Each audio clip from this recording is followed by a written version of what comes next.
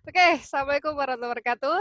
Masih ada Bu Yuli di sini dan saya Produktif Ella. banget ya hari ini kita. Berjujujut. Jadi, Karena sebenarnya sih bukan produktif, karena kita nggak ada waktu lagi. jadi sekali bikin zuzut gitu. Apa namanya? Kali ini kita akan ngobrol lagi karena masih masa pandemik gitu ya, dan kita melihat banyak mahasiswa-mahasiswa kita dan ini hasil refleksi dan diskusi kita ya, Bu Yuli, Ya. bahwa sebagian sih, nggak semua, tapi ada yang unmotivated gitu. Maksudnya bagaimana Mm. merawat semangat untuk terus belajar ya kan dalam kondisi seperti ini, yang kondisi sulit gitu ya. Nah, kita akan coba diskusi ini. Bu Yuli sebenarnya udah bikin PPT, tapi kita nggak mau bahas PPT Bu Yuli di sini. Pada akan is always serius gitu ya. Kita akan bahas ngobrol aja gitu ya, gimana supaya merawat motivasi dan terus belajar gitu, bisa semangat. Karena maksudnya kalau saya sendiri ya ngeliat Bu Yuli itu saya malu banget. Anak 2 ya kan, suami 1 ya. Anak Suami 2 jauh. SD, udah Faika udah masuk SMP, tapi belajar ngurus e-learning sendiri, coba hosting, belajar sendiri lagi, terus ikut conference lagi ya kan, ikut conference, terus apa ya, maksudnya mungkin kita, kalau saya sih melihatnya kita harus belajar juga ya, maksudnya harus deket ataupun juga terekspos dengan orang-orang yang seperti ini supaya kita tuh malu gitu kalau kita nggak ngapa-ngapain, tidur mulu ataupun apa gitu. Nah, semoga nih yang nonton mau mahasiswa ataupun pelajar bisa termotivasi untuk bisa belajar di kondisi seperti ini. Nah, Bu Yuli, gimana nih, apa sih yang harus kita lakukan supaya apa namanya spiritnya itu terus up gitu, meskipun ada Mm-mm. masanya kita up downs ya. Ya. Mm-mm. Jadi kita ingat podcastnya dengan Mbak Sufit ya luar biasa ya. Jadi terkait dengan Resiliensi. kesadaran awareness. Jadi saya tuh karakter yang sangat serius dan perfeksionis. Ya beda-beda ya. Kalau saya kan apa-apa jadi bercanda ya, karena suka berantem Iya. jadinya. Nah, jadi karena perfeksionis dan itu pun kata dokter saya di CIP di RSCM katanya saya udah menurun. Jadi kebayang dulu tuh saya kayak apa. Oh gitu ya? Iya. Ini bisa Jadi identifikasi ya dokter ya? bisa pakai yang saraf itu. Jadi ya kita Hmm, disimulasi kan. Jadi sekarang sudah mulai tegangannya rileks lah. berkurang. Tegangannya berkurang.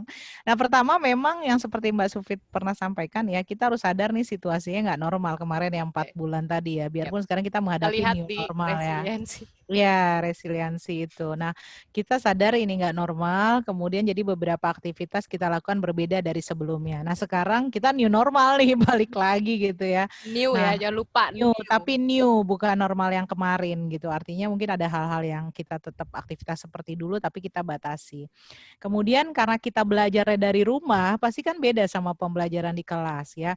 Kemampuan kita mengabsorb informasi, kemudian keterbatasan interaksi, terus kesulitan komunikasi dengan dosen gitu ya, dengan teman sendiri ataupun yang jadi guru ya dengan siswa, dengan sesama kolega Kadang di gitu. rumah kan lebih banyak distraksi, Bu. Misal kalau ibu kan ada Iya, anak, tiba-tiba iya, ngapain. iya. Misalnya Jadi saya ada sering tukang. tidak fokus. Ada tukang jajanan. Tidak fokus misalnya gitu ya. Nah, awalnya sih kita exciting ya. Dulu awal-awal kan kita pas di rumah nih ya. Biasanya dulu kita kangen ada di rumah ya. Ke Terus kampus tuh ternyata kayaknya berbulan-bulan. macet. Ternyata kok berbulan-bulan aduh mulai jenuh rasanya ingin keluar gitu ya. Nah, tapi kita tetap harus waspada. Nah, semangat terhadap hal baru itu gitu ya sudah kita alami. Sekarang waktunya karena kita tetap menghadapi, maksudnya nggak fully keluar juga, masih tetap harus ada di dalam rumah, berarti kan ada hal baru yang harus kita miliki. Nah, kemarin 4 bulan tuh harus refleksi, wajib. Jadi wajib refleksi adalah, oh kemarin aku itu belajar nggak bisa kalau misalnya gitu ya, misalnya nih kerjaan tugas karena online harus dikerjakan dulu, saya baru mengerjakan yang lain gitu. Terutama Atau nih saya udah habis semester ya. Jadi ya belajar dari semester semester. belajar dari pengalaman kemarin. Nah, apalagi yang Bu Ella tadi bilang jangan di tempat tidur ya. Misalnya sesekali tempat tidur nggak apa-apa, tapi kok keteringan ke di tempat tidur gitu ya. Jadi malah Gravitasinya berat. iya, apalagi untuk itu baru psikis ya, itu baru psikis. Nah, fisik dari kita misalnya kebanyakan duduk, mata lelah, terus pinggang sakit. Nah, yang seperti itu memang harus kita pelajari ya. Hal-hal baru yang kita pelajari kemarin harus jadi refleksi. Apa yang kira-kira kita refleksikan yang membuat kita kok jadi motivasi ya, termotivasi motivasi gitu ya. Jadi apakah kita perlu bikin tempat khusus nih, ada meja, ada apanya gitu, apakah kita harus punya ruangan khusus, apakah kita juga harus memikirkan stretching, olahraga yang memang ya cukup komunikasi dengan keluarga, kita jam segini lagi terus kuliah. ya benar, dan dengan keluarga juga kita komunikasikan, kemudian dengan Karena ada orang waktu kuliah saya, bentar Bu, saya dipanggil mama saya. Iya. Nah, jadi misalnya juga termasuk dengan dosen ya, misalnya, oh dosen ini kalau jam segini, waktu ini dia mudah nih berkomunikasi gitu ya. Jadi kita melihat-lihat juga, oh berarti dosen ini harus izin dulu atau apa gitu ya. Itu kita pelajari. Ya. Karena gaya dosen-dosen, gaya Beda. teman-teman beda ya ketika sebelum masa pandemi. Karena kan mereka juga adaptasi hal-hal baru tadi ya. Jadi itu penting sekali kita Mau beradaptasi ya. merefleksikan diri sendiri ya, kemudian merefleksikan orang lain itu gimana ya. Jadi kita memikir, oh saya nih punya dosen pembimbing ibu ini bapak ini gitu, berarti dia tuh bisanya seperti ini, oh janjian masih bisa ketemu di kampus, oh gitu. Jadi yang seperti itu kita pelajari supaya kita sukses nih ke semester besoknya gitu. Karena itu sangat mempengaruhi. Iya, makanya saya pikir podcast ini bermanfaat ya Bu Ella. Maksudnya kita mau masa new normal ya, mau belajar lagi hal-hal yang lain. Nah kemudian stres harus kita manage juga, konflik harus kita manage juga ya, manajemen konflik ya. Kita harus tahu misalnya, saya kalau banyak tugas nggak dikerjain nih, stres banget nih gitu. Terus apalagi kalau kita anak pendidikan kimia ada praktikum. Ya kemarin udah belajar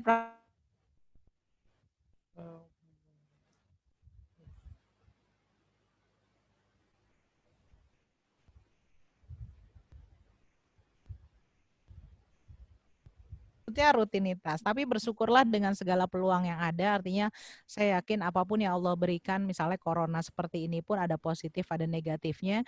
Yang paling penting ya orang-orang yang berpikir, yang bisa mengambil makna tadi. Kenapa ini penting untuk motivasi kita belajar? Karena dengan kita memahami konteks tadi gitu ya, kita jadi bisa termotivasi gitu. Jadi jangan apa-apa I cannot do it misalnya gitu. Jadi ya itu bisa kita lalui gitu. Bu Ella? Ya. Oke. Nah, kemudian selanjutnya tadi ya, refleksi tadi ya, yang hal-hal poin-poin yang tadi saya sampaikan. Sekarang kita belajar motivasi belajar gitu. Jadi kalau misalnya saya sudah sampaikan di podcast ataupun rekaman kita sebelumnya ya tentang skripsi di masa pandemik, salah satu hal yang penting adalah memahami sumber motivasi. Jadi biasakan kita tahu apa sih yang memotivasi Anda, orang tua, apa sih yang motivasi Untuk Anda menyelesaikan segera. menyelesaikan. Nah, begitu juga belajar. Apa sih yang membuat saya termotivasi gitu ya. Jadi tentukan, pikir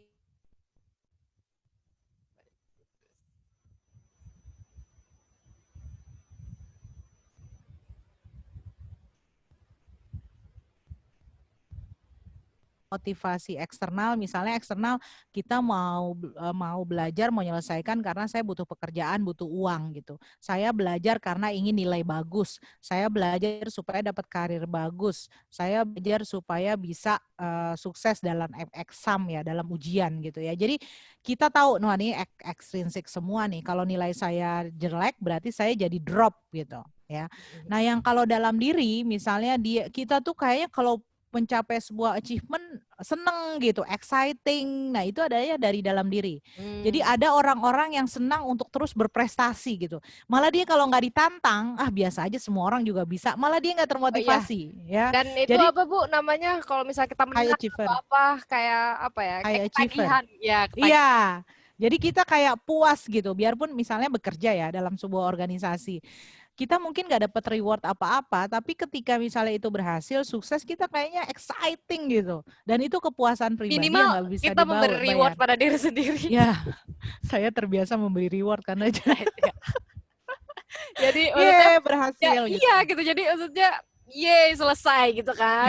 Jadi ya udah terbiasa untuk ya udahlah bahagiakan diri sendiri dengan ini capaian kita gitu ya kan. Benar. Terus kalau ada lagi yang dari intrinsik dari dalam diri itu curiosity itu keingintahuannya mendalam ya. Jadi karena kita jadi Ini penting. membuat kita terus belajar. Makanya mendidik siswa yang paling penting adalah membuat dia jadi lifelong learners. Karena orang Betul. yang pembelajar sejati itu kerjanya penasaran gitu. Misalnya dosennya ngomong apa, oh dosennya hari ini ngomong COVID, selnya seperti ini gitu. Dia mungkin langsung baca-baca Google, baca-baca buku karena kepengetahuan dari guru ataupun dosen pasti sangat terbatas.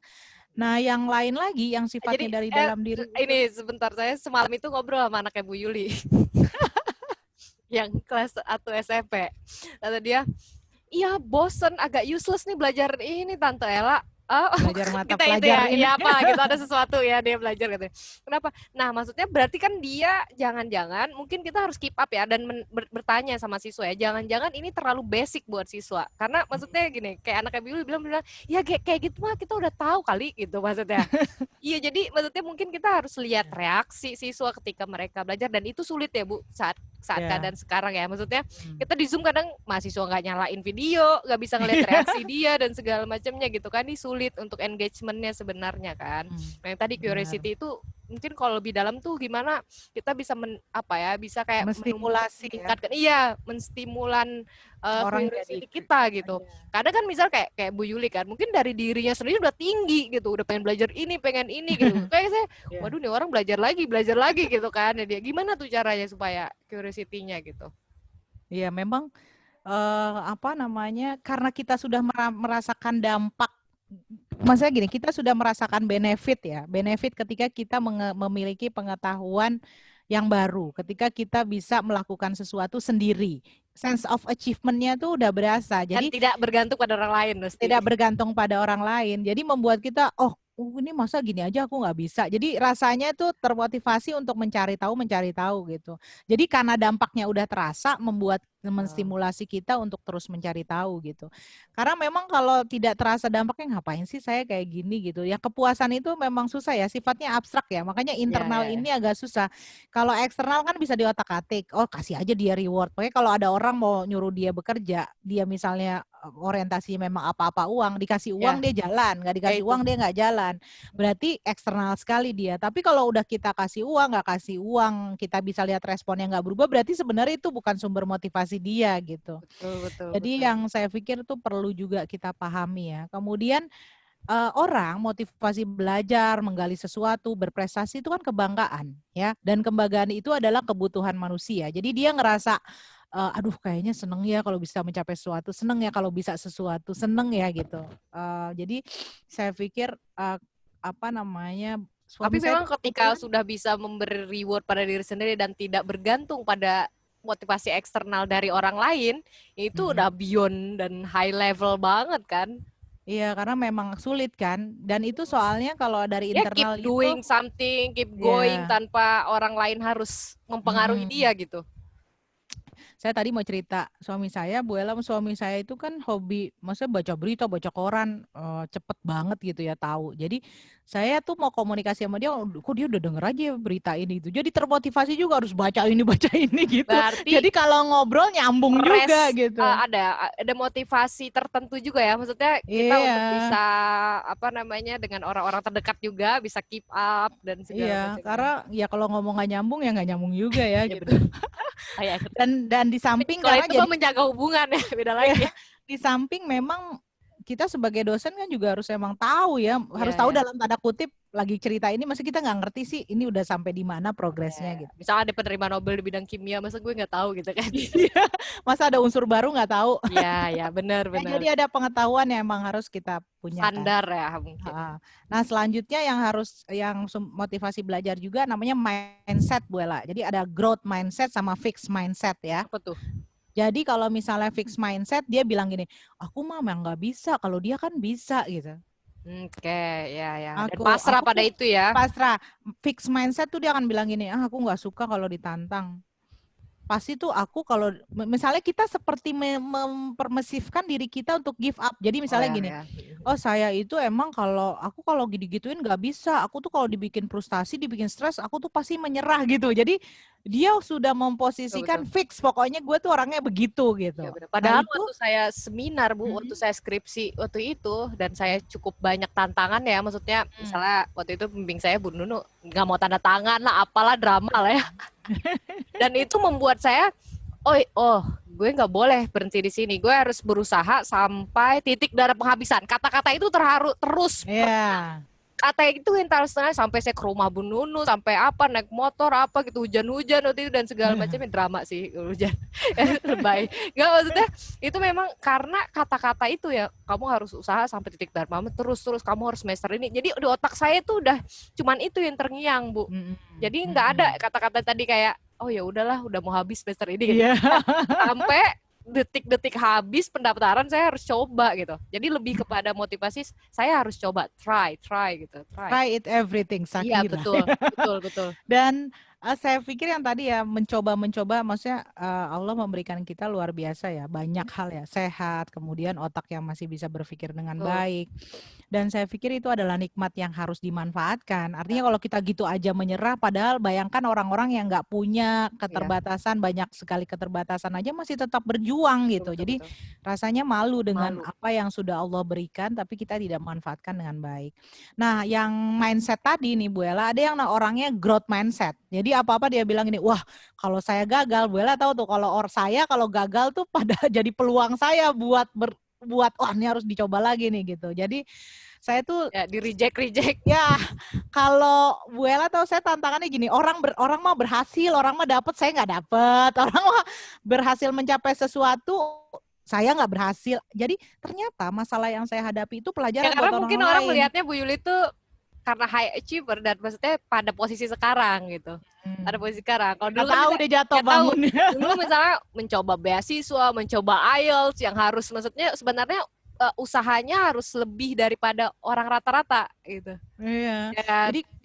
Jadi misalnya gini, makanya kalau misalnya mahasiswa curhat misalnya gini, iya Bu, saya soalnya sibuk harus gini-gini, lagi kuliah gini-gini, misalnya dia cerita gitu. Saya bilang, saya itu dulu kuliah ya memang mungkin bukan S1 ya, tapi saya itu waktu kuliah misalnya hamil, melahirkan gitu ya, harus itu bawa membuat Bu Yuli bayi jadi gitu. punya mindset yang saya dulu bisa, sehingga punya standar yang agak tinggi menurut saya. Ya, sehingga punya standar yang tinggi karena pernah melalui hal yang lebih sulit. Iya, jadi rasanya kalau kita banyak mengeluh, ya memang itu jadi fix ya. Jadi tadi yang saya bilang jadi fix mindset. Nah kalau growth mindset itu, I like to try the new thing. Nah tipe-tipe orang kayak gitu tuh, saya suka mencoba hal baru. Kalau ada tantangan membuat saya semakin berkembang gitu. Kalau ada orang ngasih feedback, itu adalah feedback yang membangun gitu. Dan Jadi dia misalnya, benar-benar senang dengan adanya feedback itu gitu. iya, jadi kita malah oh iya ya benar juga ya masukan itu pas. Jadi open minded ya dan jangan buruk sangka dulu langsung juga sama orang lain biarpun kadang katanya menyakitkan ya kadang gitu ya. Cuma itu harusnya itu kita beruntung loh masih ada orang-orang seperti itu. Jadi daripada orang yang baik-baik aja gitu ya ternyata bahasanya dia they don't make us grow gitu. Betul. Nggak membuat kita berkembang gitu meskipun ya. cara orang beda-beda ya. Iya, jadi saya pikir beruntunglah ya punya teman, punya orang-orang sekeliling seperti itu karena itu membuat kita semakin ya sukses lah menurut saya ya karena menjadi pribadi yang lebih baik gitu. Betul. Terus selanjutnya tadi sumber motivasi dipelajari aware sama internal apa eksternal, kemudian mindset ya. Nah, satu lagi hadapi. Jadi kalau ada tantangan, ada kesulitan dihadapi, jangan udah nih nggak bisa gitu ya. Jadi hadapin. Jadi jangan langsung mundur gitu. Misalnya gini, oh nih nggak bisa dokumen ini harus dicari. Nggak apa-apa kali ya, tapi jangan mundur. Iya, gini. Dokumen ini harus dicari. Ya udah cari dokumen itu. Dosen ini belum belum ngasih kita respon, belum ngasih revisi. Ya udah dicari gimana caranya lagi. Apa kita perbaiki dulu, kita baca lagi. Jadi kita jangan give up begitu saja. Karena kalau nggak dihadapi, bisa belajar hal ini sulit misalnya di kimia kan. Jadi misalnya di sulit di kimia nih nggak bisa. Coba cari cara yang lain, belajar di tempat lain, cari lagi. Makanya di metacognitive awareness tahap pertama itu refleksi. Karena dengan refleksi kita tahu kita ada di mana, the best way to learn itu ada di mana, kemudian dari situ kita belajar gimana caranya kita bisa mencapai yang terbaik tadi gitu. Oke, kita pindah ke selanjutnya Tinggi ya Bu. banget ya itu metakognisi itu ya. Ya, metakognisi, makanya metakognisi tinggi. Karena memang dari refleksi, the best way to learn yang Bu Ella nggak ikut ya conference yang di RSC itu, dia menerapkan metakognisi di kimia. Ternyata emang hubungannya nggak ada khusus langsung ke konten Bu Ella. Jadi misalnya gini, saya nih tahu konsep asam basa seperti ini, tapi gimana caranya supaya saya bisa memahami konsep ini dengan baik. Jadi lebih memang ke refleksi to learn.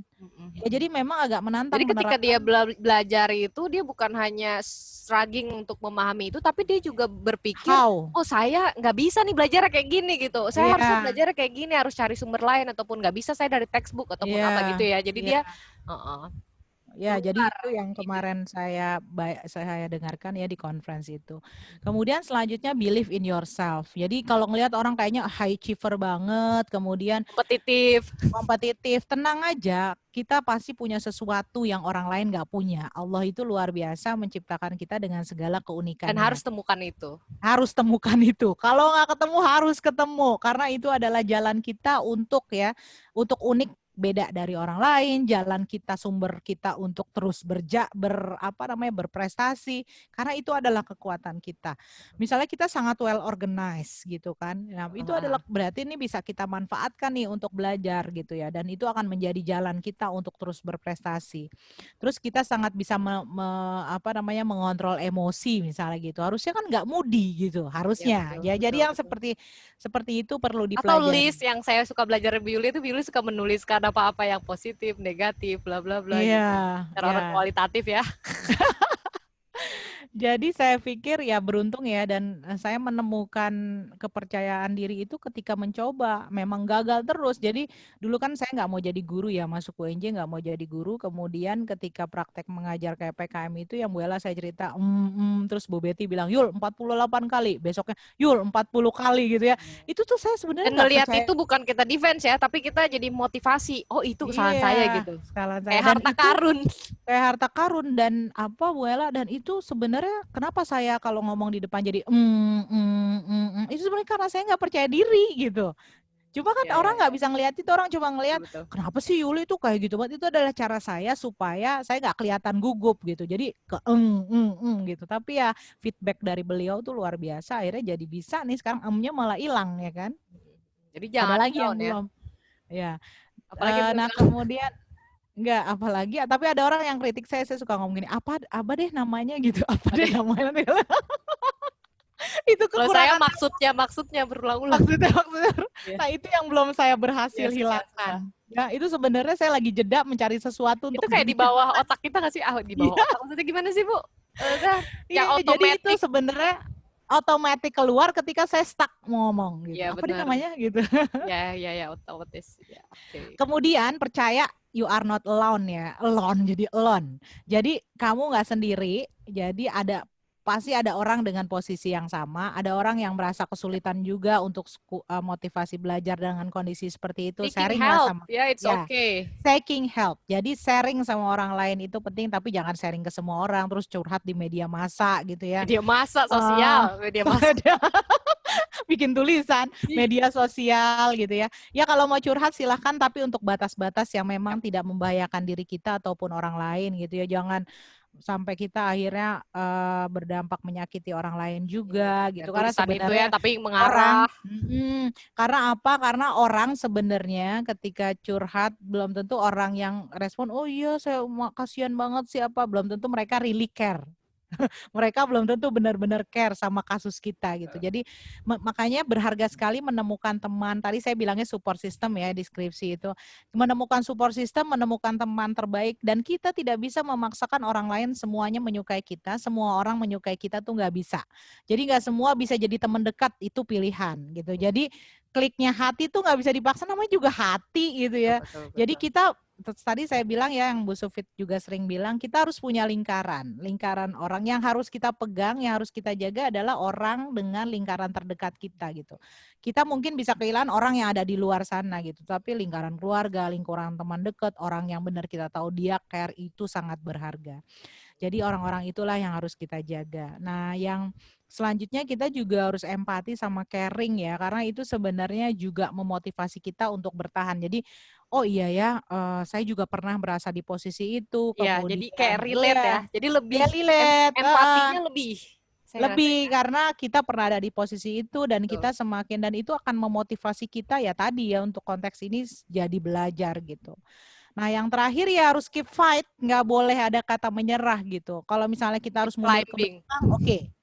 Kita mundur ke belakang, oke, tapi kita nggak menyerah gitu. Kita kita bisa berhenti sejenak boleh, tapi kita nggak menyerah gitu. Berhenti itu kan kalau kita camper ya Bu Ella ya, tipe yang kita camping tapi bukan berarti camping selamanya, bukan quitter, Betul. tapi kita akan naik lagi ke atas setelah kita beristirahat misalnya gitu. Ya itu buat refleksi, buat apa tujuannya untuk bisa meningkatkan motivasi lagi gitu. Jadi Iya, maksudnya stop itu ingat kamu stop itu untuk iya. berjalan lagi, berjalan Hmm, lebih semangat, lebih kencang gitu, bukan hmm, untuk selamanya gitu. Jadi memang harus iya. diingatkan kayak gitu. Oke, sip. Mm.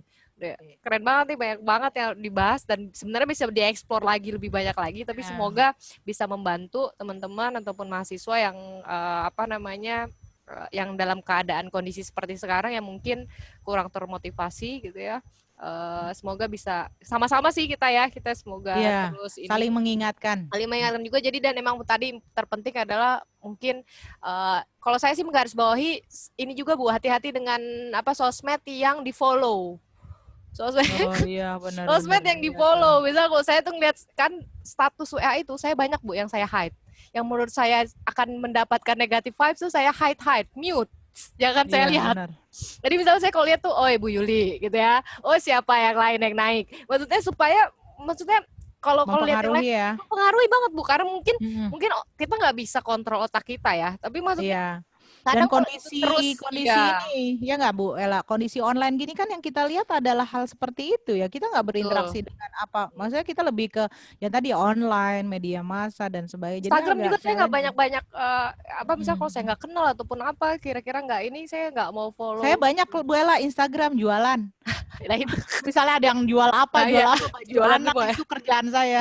Kerjaan saya follow Instagram orang jualan. Ya dan itu maksudnya penting untuk kita melihat apa-apa yang kita butuh aja ketika apa oh nih kira-kira orang ini bagus nih itu kita lihat. Tapi kalau enggak Iya. saran saya di mute aja karena itu mempengaruhi otak kita tiap kali Pengaruh. ngeliat dia dan segala macamnya itu benar-benar mempengaruhi. Iya.